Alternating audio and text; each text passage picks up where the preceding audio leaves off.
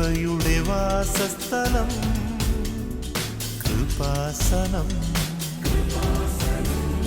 കൃപയുടെ വാസസ്ഥലം കൃപാസനം. വേദനിക്കുന്നവർക്കെന്നും ആത്മധൈര്യത്തിനഭിഷേകം, വചനത്തിനഭിഷേകം, ആത്മസൗഖ്യത്തിനഭിഷേകം. വരുവിൻ നിങ്ങൾ യേശുവിൻ സന്നിധേ, അവനേകും സാന്ത്വനം. കൃപയുടെ വാസസ്ഥലം കൃപാസനം. കൃപയുടെ വാസസ്ഥലം കൃപാസനം.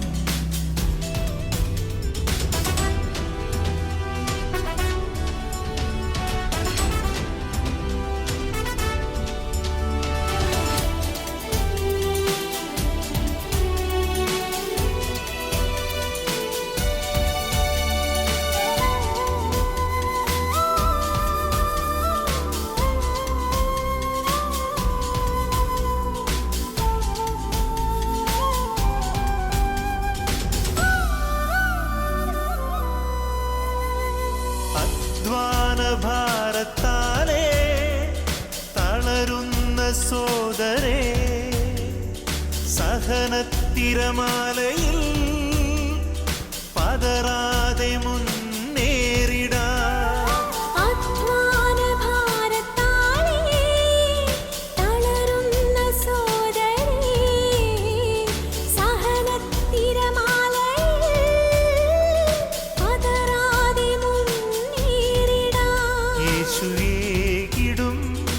അഭിഷേകം സാന്ത്വനാഭിഷേകം. യേശുവേകിടും അഭിഷേകം സാന്ത്വനാഭിഷേകം.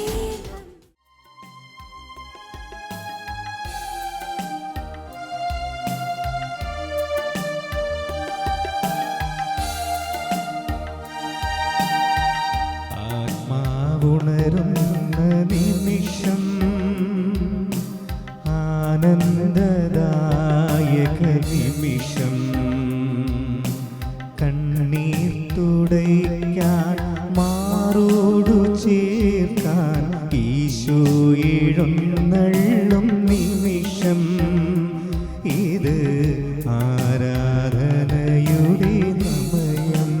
കരങ്ങൾ ഹൃദയത്തോട് ചേർത്ത് വെച്ചേറ്റ് വേണം. ആത്മാവുണരുന്ന നിമിഷം,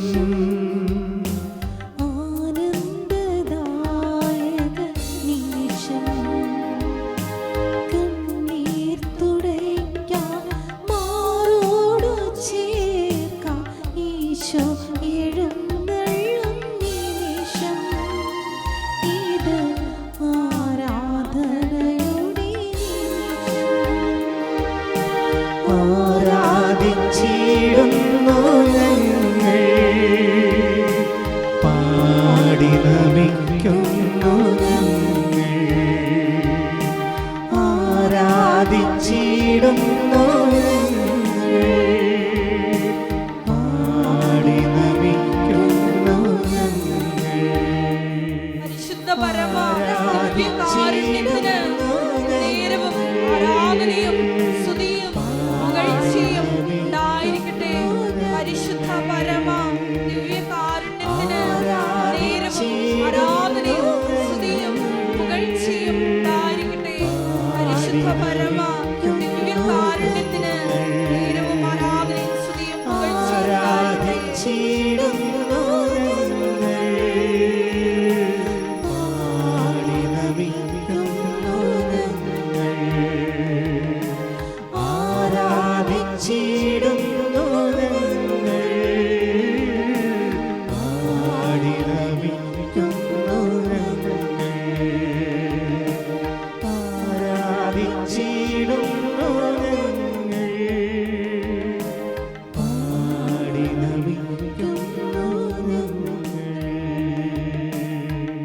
പരിശുദ്ധ പരമ പരമ ദിവ്യ കാരുണ്യത്തിന് നേരവും ആരാധനയും സ്തുതിയും പുകഴ്ചയും ഉണ്ടായിരിക്കട്ടെ. പരിശുദ്ധ പരമദിവ്യകാരുണ്യത്തിന് നേരവും ആരാധനയും സ്തുതിയും പുകഴ്ചയും ഉണ്ടായിരിക്കട്ടെ. Read the word of God. Mathai 1:21. Mathai സുവിശേഷം 1:21. പറഞ്ഞോളൂ.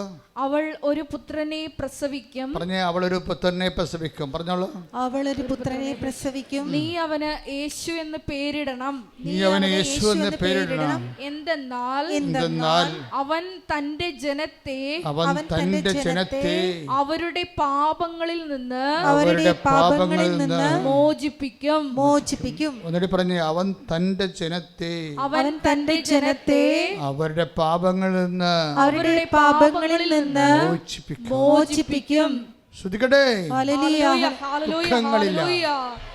മഹത്വം. ഭാരങ്ങളില്ല, പ്രത്യാശയൊന്നു മാത്രം. നാഥ ആനന്ദപൂരിതമാക്കും. പരിശുദ്ധ പരമദിവ്യകാരുണ്യത്തിന് നേരവും ആരാധനയും സ്തുതിയും പുകഴ്ചയും ഉണ്ടായിരിക്കട്ടെ. അപ്പോൾ എലിസബത്ത് എന്താ പറയണത്? നിന്റെ ഉദരഫലവും അനുഗ്രഹീതമാകുന്നു. ഇപ്പോൾ ഫസ്റ്റ് ഹാൻഡ് നോളജ് വരണത് ഉദരഫലത്തെക്കുറിച്ചാണ്. അത് ബ്ലെസ്സഡ് ആണെന്ന്.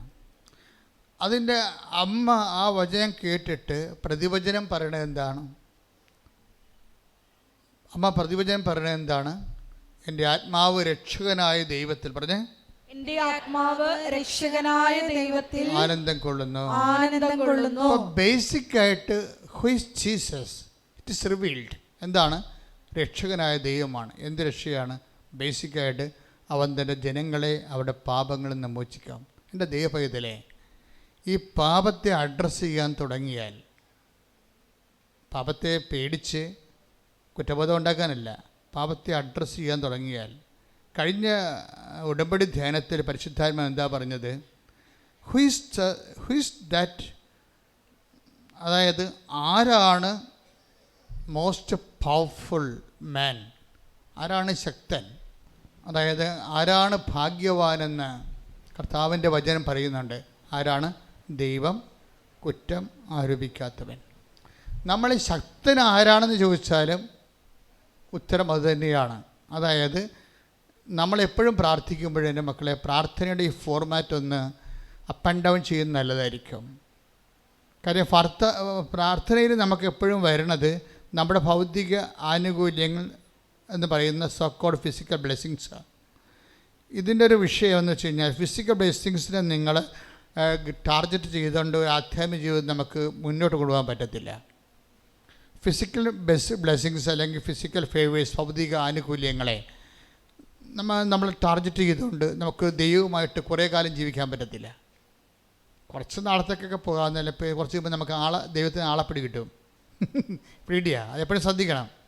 ഒരു physical favours, so called physical favours means ഭൗതിക ആനുകൂല്യങ്ങൾ.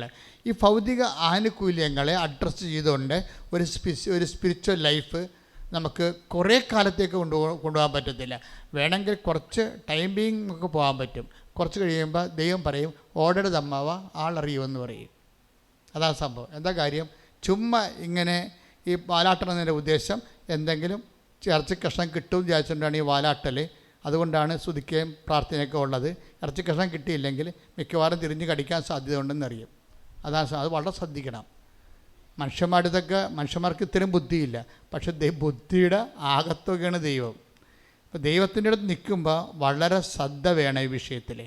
എന്നും കൊന്നും നിങ്ങളുടെ ഭൗതികമായ ഈ കാര്യം മാത്രമാണ് ദൈവത്തോട് പറയണമെന്നുണ്ടെങ്കിൽ നമുക്ക് ലോങ് ടൈമിൽ ദൈവമായിട്ട് മുന്നോട്ട് പോകാൻ പറ്റത്തില്ല. എന്താ പ്രശ്നമെന്ന് വെച്ച് കഴിഞ്ഞാൽ, എന്തുകൊണ്ട് അങ്ങനെ സംസാരിക്കണമെന്ന് ചോദിച്ചു കഴിഞ്ഞാൽ, നമ്മുടെ ഈ ഭൗതിക ആനുകൂല്യം എന്ന് പറയുന്ന പല കാര്യങ്ങളും ഈ മാസം ആവശ്യമുള്ള സാധനം അടുത്ത മാസം ആവശ്യമില്ല. ദാറ്റ് മീൻസ് കാലഹരണപ്പെട്ടു പോകുന്നു. കാലഹരണപ്പെടാത്ത ദൈവത്തോട് കാലഹരണപ്പെട്ടു പോകുന്ന കാര്യങ്ങൾ മാത്രം അന്വേഷിച്ചാൽ ദൈവത്തിന് നമ്മൾ കാലഹരണപ്പെടുന്നു എന്നതിൻ്റെ അർത്ഥം. മനസ്സിലായില്ലേ? It's very hot point. എന്ന് വെച്ച് കഴിഞ്ഞാൽ നമ്മളെപ്പോഴും ഇപ്പോൾ ഇന്ന് ആവശ്യമുള്ള കാര്യങ്ങൾ, ഇപ്പം നമ്മൾ തന്നെ ഇവിടെ ഇരിക്കുന്നു. ഇപ്പം ഞാനിപ്പോൾ ലോഹയാണ് ഉപയോഗിക്കുന്നത്, അല്ലേ? ഞാൻ സാധാരണഗതിയിൽ മാക്സിമം ലോഹയാണ് ഉപയോഗിക്കുന്നത്. കാര്യം കർത്താവിൻ്റെ എനിക്ക് കരഞ്ഞാണ് ഈ ഉടുപ്പ് മേടിച്ചത്. 85 പട്ടം കിട്ടിയാണ്. പക്ഷേ ഉടുപ്പ് വാങ്ങിക്കുന്നത് എനിക്ക് തോന്നുന്നത് 4 വർഷം, അതിനൊന്ന് 3.5 വർഷം മുമ്പാണ് ഉടുപ്പ് വാങ്ങിക്കേണ്ടത്. 81 82 അന്ന് ഒത്തിരിയേറെ പ്രാർത്ഥിച്ചു. എനിക്ക് ഉടുപ്പ് കിട്ടാത്തൊരു സാഹചര്യം സെമിനാരി ജീവിതത്തിൽ ഉണ്ടായിട്ടുണ്ട്. കാര്യം എൻ്റെ പല അതായത് സെമിനാരിയുടെ അസസ്മെൻ്റ് അനുസരിച്ച് ചില സമയത്ത് എനിക്ക് അപ്ഡേഷൻ വന്നു പോകാതെ, ചില സമയത്ത് എനിക്കൊരു പറയും, നിനക്കൊരു റീജൻസി കിട്ടാനുള്ള സാധ്യത ഉണ്ടെന്നൊക്കെ കൂട്ടുകാർ പറയും. അപ്പോൾ അതുകൊണ്ട് എനിക്കത് റീജൻസി ഒരു ടൈമിന് ആവശ്യമുണ്ടായെങ്കിലും ഒരു സെമിനാരിലെ ഫിലോസഫിയുടെ ആ കാലങ്ങളിൽ എനിക്ക് തോന്നിയായിരുന്നു ഒരു കൊല്ലം റീജൻസി എടുക്കണമെന്ന്. പക്ഷേ പിന്നീട് എനിക്ക് തോന്നിയിട്ടില്ല. അത് കർത്താവിൻ്റെ ചിന്ത ഒരു പ്രത്യേക സാഹചര്യത്തിൽ മറച്ചു കളഞ്ഞു. എനിക്ക് അങ്ങനെയുള്ള തോന്നിവാസങ്ങളെ എൻ്റെ മനസ്സിൽ നിന്ന് കളഞ്ഞു. അതായത് ഒരു കൊല്ലം ലീവ് എടുത്തിട്ട് ലോകം മുഴുവൻ, ഇന്ത്യ മുഴുവൻ ചുറ്റുക, അങ്ങനെയൊക്കെ ഒരു ആവശ്യവും ചിന്ത ആ കാലങ്ങളിലുണ്ടായിരുന്നു. അന്ന് കുറേ എഴുത്തും വായനയും കഥകളും അതുപോലെയൊക്കെ ഫിലോസഫിയും ഒക്കെ ആയിട്ട് നടക്കുന്ന ഒരു ചെറുപ്പത്തിൻ്റെ കാലമല്ലേ. അപ്പോൾ ഞാൻ ഒരു കൊല്ലം ഇങ്ങനെ കുറച്ച് ഫ്രീ ആയിട്ട് ഇന്ത്യയെ മുഴുവനും ഡിസ്കസായിട്ട് നടന്ന് മനസ്സിലാക്കാൻ, പ്രത്യേകിച്ച് മിഷൻ രാജ്യങ്ങളിൽ പോണ കാലങ്ങളിൽ അതാണ് എൻ്റെ മനസ്സിരുന്നത് മുഴുവനും. മിഷനിൽ പോകണം. കാര്യം അച്ഛനാകണ കാലത്തും മിഷനിൽ പോകുമ്പോൾ ഞാൻ വയറാണ് ഞാൻ സെമിനാരിൽ ചേരണത്. അന്ന് പറ്റാത്തത് കൊണ്ട് ഈ ഒരു കൊല്ലം എടുത്തിട്ട് മിഷനൊക്കെ ചുറ്റും നടന്ന് കാണണം, അങ്ങനെ കുറേ ചിന്തകളൊക്കെ ആയിട്ട് നടക്കിയിരുന്നു. പക്ഷേ എന്തോ എന്നെ പെട്ടെന്ന് ബിഷപ്പ് തന്നെ എന്നെ ഡൈവേർട്ട് ചെയ്ത് കളഞ്ഞ്. അത് ബിഷപ്പല്ല, ഈശോ തന്നെ ബിഷപ്പിൽ ഡൈവേർട്ട് ചെയ്ത് കളഞ്ഞ്. പിന്നെ എനിക്ക് അഭിഷേകം കിട്ടി ഉടുപ്പ് വാങ്ങിക്കണമെന്ന്. അപ്പോൾ അത്രയും കൊതിച്ചാണ് ഉടുപ്പ് വാങ്ങിച്ചത്. അതുകൊണ്ട് ഞാൻ സാധാരണഗതിയിൽ വല്ലപ്പോഴും വല്ല ട്രെയിൻ യാത്രയ്ക്ക് അത്യാവശ്യം നമുക്ക് വളരെ മോശം കണ്ടീഷനിലാണ് നമ്മൾ യാത്ര ചെയ്യണമെന്നെങ്കിൽ ബാത്റൂംസിൽ അങ്ങനെയൊക്കെയുള്ള കണ്ടീഷനിൽ മാത്രമേ ഞാൻ ഉടുപ്പിന് മാന്യതയില്ലാത്ത സ്ഥലങ്ങളിൽ, അപൂർവ സ്ഥലങ്ങളിൽ മാത്രമേ ഞാൻ ഉടുപ്പ് ഒഴിവാക്കത്തുള്ളൂ. അതായത് അല്ലാത്ത സമയത്തെല്ലാം ഉടുപ്പ് ധരിക്കും. എന്താ കാര്യം എന്ന് വെച്ച് കഴിഞ്ഞാൽ നമ്മൾ ഉടുപ്പ് ധരിക്കാമെന്ന് പറഞ്ഞത് കൊണ്ടാണല്ലോ ഈ ശുശ്രൂഷയ്ക്ക് വന്നത്. കാര്യം നമുക്ക് ജനത്തെ പേടിയില്ല. എന്താ കാര്യം, നമ്മളൊരു വിശ്വാസിയുമാണ്, ഒരു വിശ്വാസത്തിൽ ക്രിസ്തുവിൻ്റെ ശുശ്രൂഷകനാണ് എന്ന് സമൂഹം അറിയണം, എല്ലാ ജാതിക്കാരും അറിയണം ഞാൻ കർത്താവിൻ്റെ ശുശ്രൂഷകനാണ്. അത് ഒരു വിശ്വാസം നമുക്ക് നൽകുന്ന ഒരു ധൈര്യമാണ് ശരിക്കും. വെച്ച് കഴിഞ്ഞാൽ ആരും എവിടെ ചെന്നാലും നമ്മൾ ഇപ്പോൾ അച്ഛന്മാരുടെ മാർക്കറ്റ് റേറ്റുകൾ കൂടിയാലും കുറഞ്ഞാലും അതൊന്നും പലപ്പോഴും എന്നെ ബാധിക്കാറില്ല. ചില സമയത്തൊക്കെ നല്ല രീതിയിൽ ഒത്തിരി പുണ്യപ്പെട്ട അച്ഛന്മാരുടെ ഒത്തിരി ശുശ്രൂഷകളൊക്കെ വരും. അതേസമയം ചില ആൾക്കാർ ഷട്ട് ഔട്ട്സുകൾ വരും. അപ്പോൾ ആൾക്കാർ സമൂഹത്തിൽ ചിലപ്പോൾ അവരുടെ ഒരേ സമയത്ത് തന്നെ ഇങ്ങനെ റേറ്റിംഗ് കുറഞ്ഞും കൂടിയൊക്കെ ഇരിക്കും. ഇതൊന്നും നമ്മളെ ബാധിക്കുന്ന വിഷയമല്ല. എന്താ കാര്യം, നമ്മൾ കർത്താവിൻ്റെ തിരുസന്നിധിയിൽ ഇത് ധരിക്കാമെന്ന് കർത്താവിൻ്റെ സഭയുടെ ഒഫീഷ്യൽ ശുശ്രൂഷകനായിട്ട് കർത്താവ് അഭിഷേകം ചെയ്തിരിക്കുന്ന ആളാണ്. എന്താണ് ഞാൻ പറയണമെന്ന് വെച്ചാൽ, അതായത് നമ്മൾ ഇങ്ങനെ കാണിക്കുന്ന സൂക്ഷ്മതകളില്ലേ, അത് നിങ്ങൾക്ക് അതായത് ഇന്ന് നിങ്ങളും ലഭിക്കുന്ന സാഹചര്യങ്ങളിലെല്ലാം നിങ്ങൾ വിശ്വാസികളാണെന്നുള്ളത് കർത്തൃസന്നിധിയിൽ പുറത്ത് നിങ്ങളെ പ്രകടിപ്പിക്കണം. കാര്യം ക്രിസ്ത്യാനിറ്റിയിൽ ഒന്ന് ഒളിച്ചും പാത്ത് ഇങ്ങനെ അഡ്ജസ്റ്റ്മെൻറ്റ് നടക്കത്തില്ല. പക്ഷേ പറയാം, വിശ്വാസം അത് ഉള്ളിലല്ലേ ഇരിക്കേണ്ടത്, അവൻ്റെ പേഴ്സണൽ കാര്യമല്ലേ, അത് നടക്കത്തില്ല. അത് ഒരുതരം ഭീരുത്വമാണ് ശരിക്കും. അതുകൊണ്ടാണ് ഈശോ പറഞ്ഞത്, മനുഷ്യരുടെ മുമ്പിൽ എന്നെ ഏറ്റു പറഞ്ഞാൽ, ഇപ്പോൾ 10:32 എന്താ പറയണത്, മനുഷ്യരുടെ മുമ്പിൽ എന്നെ ഏറ്റു പറഞ്ഞാൽ സ്വർഗസ്ഥനായ എൻ്റെ പിതാവിൻ്റെ മുമ്പിൽ ഞാനും നിങ്ങളെ ഏറ്റുപറയും. അതാണ് വിഷയം. അത് വിശ്വാസം ഏറ്റുപറച്ചിലാണ്. അതിൻ്റെ തന്നെയാണ് ഈ ഡ്രസ്സിങ്ങൊക്കെ വരുന്നത്, ഡ്രസ് കോഡൊക്കെ വരുന്നത് ഒരു ഏറ്റുപറച്ചിലാണ്. വിശ്വാസമാണെങ്കിൽ നീ അത് പുറത്ത് കാണിക്കണം. ഇപ്പോൾ നമ്മൾ ലോകകപ്പ് കഴിയുമ്പോഴേ ഓരോരുത്തർ ഗോൾ അടിക്കുമ്പോൾ എന്തുകൊണ്ടാണ് അവർ പിതാനും പുത്രനും പരിശുദ്ധാത്മാവും നടക്കുന്നത്? അതായത് 10 മെത്രാന്മാർ വിചാരിച്ച നടക്കാത്ത സംഭവമാണ് ഒരു ഫുട്ബോൾ പ്ലെയറെ കൊണ്ട് നടക്കുന്നത്. അതാണ് വിശ്വാസം ഏറ്റു പറയാനുള്ളതാണ്. അതാണ് എൻ്റെ വിഷയം എന്നത്. അതായത് നിങ്ങൾ ഏത് സാഹചര്യത്തിലായിരുന്നാലും കർത്താവ് എന്താ പറഞ്ഞത്, മനുഷ്യരുടെ മുമ്പിൽ എന്നെ ഏറ്റു പറയുന്നവനെ. അപ്പം മനുഷ്യരുടെ മുമ്പിൽ എന്തിനുള്ളതാണ്? ഏറ്റു പറയാനുള്ളതാണ്. ഈ ഉടമ്പടി കത്താൻ കാര്യം എന്താണ്? ഇത്രയും പെട്ടെന്ന് ഉടമ്പടി ദൈവം തരുമ്പോഴും എനിക്കറിയത്തില്ല ഇനി ഇത് ഇത്രയും വല്ലാത്ത രീതിയിൽ ഹെവി ഡ്യൂട്ടി ചെയ്യുമെന്ന്. ഇപ്പോഴും ഹെവി ഡ്യൂട്ടി ചെയ്യുന്നുണ്ട്. പ്രസൻസ് എത്ര കാലം മുതൽ ദൈവം അഷ്വർ ചെയ്ത സംഭവമാണ് presence. I will come with you wherever you go. നീ എവിടെ പോയാലും ഞാൻ നിൻ്റെ കൂടെ വരുമെന്ന് പറയുന്നെങ്കിലും ഉടമ്പടിയിലല്ലേ ആൾക്കാർ അനുഭവസാക്ഷ്യം പറയണത് കർത്താവിൻ്റെ സാന്നിധ്യത്തിൻ്റെ. അതെന്തുകൊണ്ടാണ്?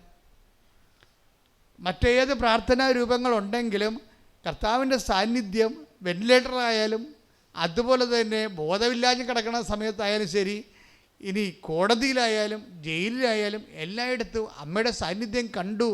അമ്മ അതുപോലെ എനിക്ക് പ്രത്യക്ഷമായ പോലെയുള്ള അടയാളം കണ്ടു എന്ന് ആൾക്കാർ പറയുന്നത് സാന്നിധ്യമാണ്. ഈ സാന്നിധ്യം എന്ന് പറയണത് ഇന്ന് ഏറ്റവും കൂടുതൽ മനുഷ്യൻ അനുഭവിക്കണത് എന്താണ് എന്ന് വെച്ചാൽ ഈ ഉടമ്പടി എടുക്കുമ്പോൾ അത് ഉടമ്പടി കൃത്യമാണെന്നുണ്ടെങ്കിൽ അതിൻ്റെ അകത്ത് എല്ലാ വാഗ്ദാനങ്ങളും ദൈവം പാലിക്കും. കാര്യം എന്താ? നമ്മൾ ആ വാഗ്ദാനത്തിൽ വിശ്വസ്തത കാണിക്കുന്നതുകൊണ്ടാണ്.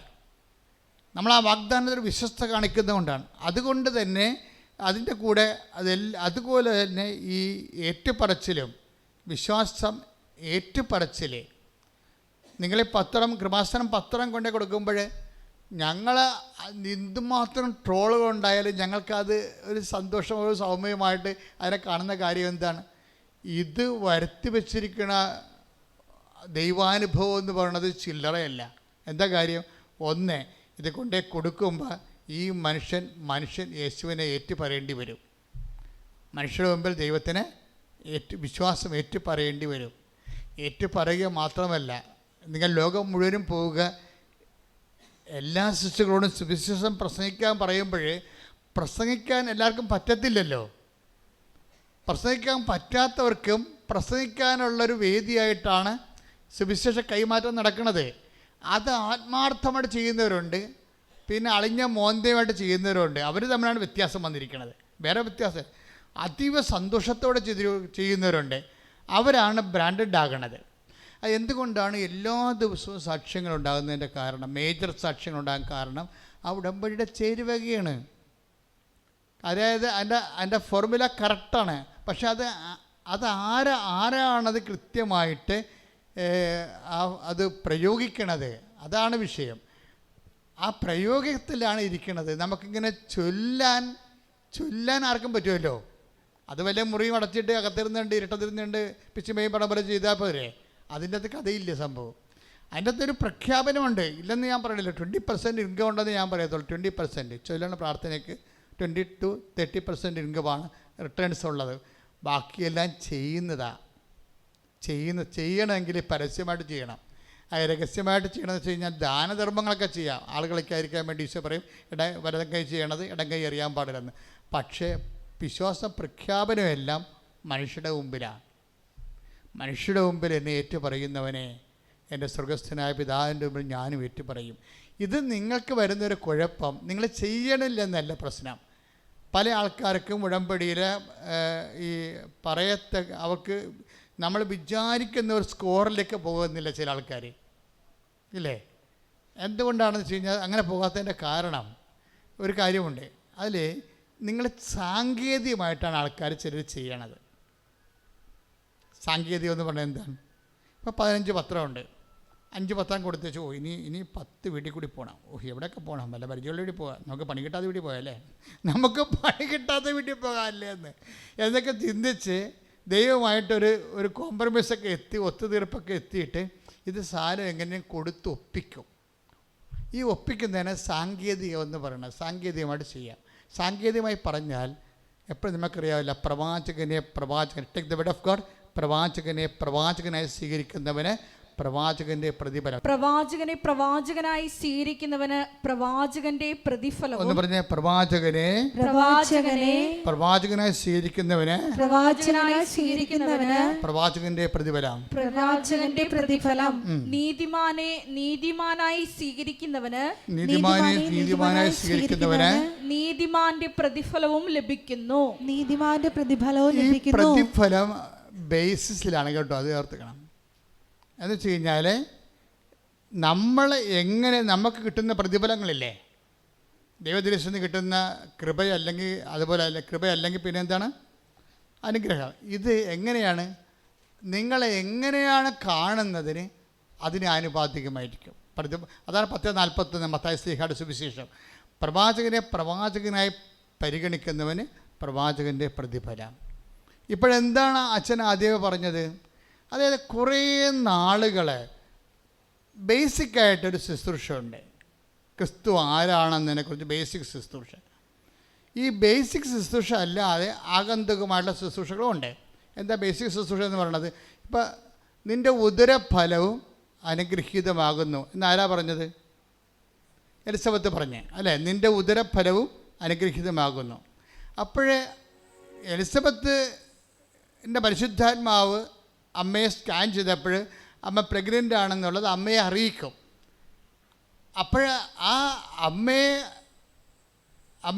ഈശോയെ ഗർഭം ധരിച്ചിരിക്കുന്നു എന്നുള്ളത് പരിശുദ്ധാത്മാവ് പറയുമ്പോഴേ ആദ്യമേ ഈ ഈശോനെ അമ്മയുടെ ഉദരത്തിലേക്ക് ദൈവം നൽകുമ്പോൾ അതിന് ദൈവത്തിനൊരു ലക്ഷ്യമുണ്ട്.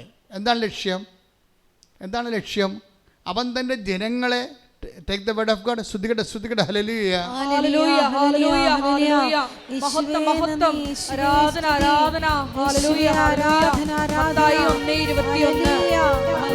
മത്തായി 1:21. അവൻ തന്റെ ജനത്തെ അവരുടെ പാപങ്ങളിൽ നിന്ന് മോചിപ്പിക്കും. എന്ന് പറഞ്ഞേ, അവൻ തന്റെ ജനത്തെ അവന്റെ പാപങ്ങളിൽ നിന്ന് അവരുടെ പാപങ്ങളിൽ നിന്ന് മോചിക്കും. ഈ ജോലി ചെയ്യാൻ പറ്റാതെ വന്നാൽ സഭയല്ലാതായി മാറി. അച്ഛനായാലും കന്യാസ്ത്രീ ആയാലും സഭാപ്രവർത്തനായാലും ബേസിക്കുകൾ മറന്നുകൊണ്ട് നമുക്ക് മുന്നോട്ട് പോകാൻ പറ്റത്തില്ല. സഭയ്ക്ക് നമുക്ക് സോഷ്യൽ സർവീസൊക്കെ നടത്താൻ പറ്റും, എന്ത് വേണമെന്ന് ചെയ്യാൻ പറ്റും, എഡ്യൂക്കേഷൻ നടത്താൻ പറ്റും, പിന്നെ ബോധവൽക്കരണ പരിപാടികൾ ആദിവാസികളുടെ പ്രവർത്തിക്കാൻ പറ്റും. പക്ഷെ ബേസിക്കായിട്ട് ചെയ്യേണ്ട ഒരു സംഭവമുണ്ട്. എന്താണ്? അവൻ തൻ്റെ ജനങ്ങളെ പറഞ്ഞ് അവൻ തന്റെ ജനങ്ങളുടെ അവരുടെ പാപങ്ങളിൽ നിന്ന് മോചിക്കും. യേശുക്രിസ്തു ക്രൂശിക്കപ്പെട്ടിട്ടുള്ള ദ സാക്ഷ്യം യേശു എന്ന് പറഞ്ഞാൽ the cost of Jesus, the cost for which Jesus ഇമാൻസിപ്പേറ്റഡ്. അവൻ്റെ മാനിഫെസ്റ്റേഷൻ ഉണ്ടായത് എന്തുകൊണ്ടാണ്? ഒന്നാമത്തെ കാര്യം എന്താ? ജനങ്ങളെ വിശുദ്ധീകരിക്കാനാണ് പാപങ്ങളിൽ നിന്ന്. അവൻ തൻ്റെ ജനങ്ങളെ പാപങ്ങളിൽ നിന്ന് മോചിച്ചെങ്കിലേ അവൻ്റെ ദൗത്യം ഏറ്റെടുക്കുന്ന എല്ലാ വ്യക്തികളുടെയും ചുമതലയാണ് ജനങ്ങളെ വിശുദ്ധീകരിക്കുക എന്നുള്ളത്. നിങ്ങളും അത് ഉടമ്പടി ചെയ്യുന്ന ആൾക്കാരും ഈ വിഷയത്തിൽ ശ്രദ്ധിക്കണം. എന്താ കാര്യം? നിങ്ങൾ ഈ അതായത് സുവിശേഷ വേല ചെയ്യുമ്പോൾ നിങ്ങളെ പ്രവാചകനായി സ്വീകരിക്കുകയാണ്. പ്രതിഫലം അത് ദൈവപുത്രനായിട്ട് സ്വീകരിക്കുകയും രക്ഷകനെ ഇപ്പം അമ്മ എന്താണ് ഐഡൻറ്റിഫൈ ചെയ്തത്?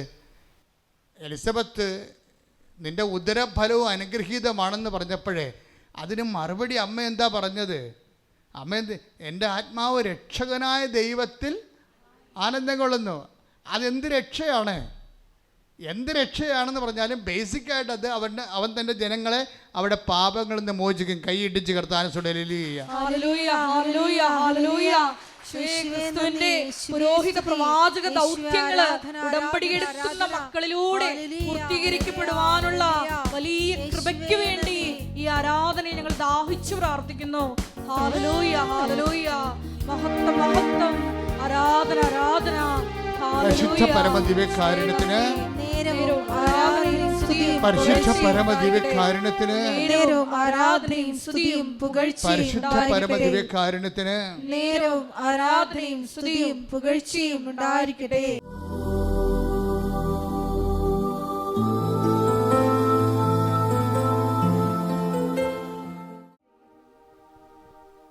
അച്ഛനോട് ചേർന്ന് പ്രാർത്ഥിക്കുക. കർത്താവായ ദൈവമേ, ജോലിയില്ലാത്തവരെ, വീടില്ലാത്തവരെ, വിവാഹം ഒത്തുവരാത്തവരെ, മക്കൾ ഇല്ലാത്തവരെ, വിദ്യാഭ്യാസ മേഖലകളിലെ പലതരത്തിലുള്ള പ്രയാസങ്ങളും തടസ്സങ്ങളും അനുഭവിക്കുന്നവരെ അമ്മേ, പരിശുദ്ധ അമ്മേ, മാതാവേ, ഈ നിമിഷം നിമിഷം ഈ നിമിഷം അവർക്കെല്ലാം അവർക്കെല്ലാം മാധ്യസ്ഥം വഹിക്കണമേ. മാധ്യസ്ഥം വഹിക്കണമേ. കടങ്ങള് ജപ്തി നടപടികള് നടപടികള് പലതരത്തിലുള്ള വഴക്കുകള് ഭിന്നതകള് കേസുകള് ഈ നിമിഷം പരിശുദ്ധ അമ്മയുടെ മാധ്യസ്ഥതയിലെ യേശുവിന്റെ നാമത്തിൽ സമർപ്പിക്കുന്ന ശുദ്ധിക്കട്ടെ. Hallelujah, hallelujah, hallelujah. യേശുവേ നന്ദി. ഞങ്ങളുടെ ഉടമ്പടി വിഷയങ്ങൾ ഏറ്റെടുക്കണമേ എന്ന് പ്രാർത്ഥിക്കുന്നു. സാക്ഷികളായി ഹല്ലേലൂയ, ഹല്ലേലൂയ. മഹത്വം, മഹത്വം.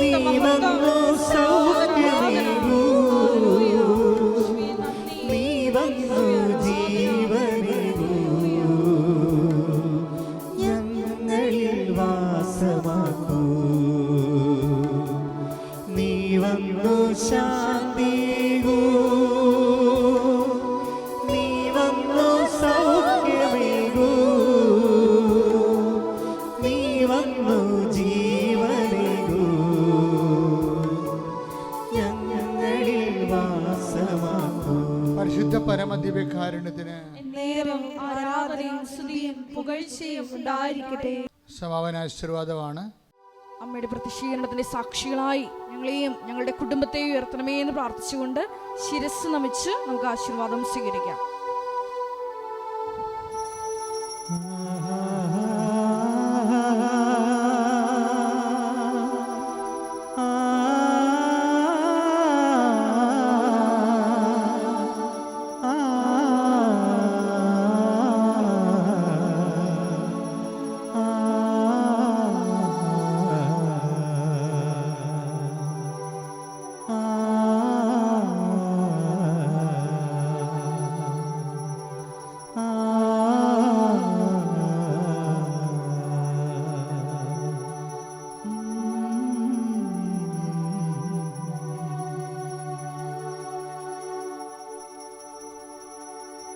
പരിശുദ്ധ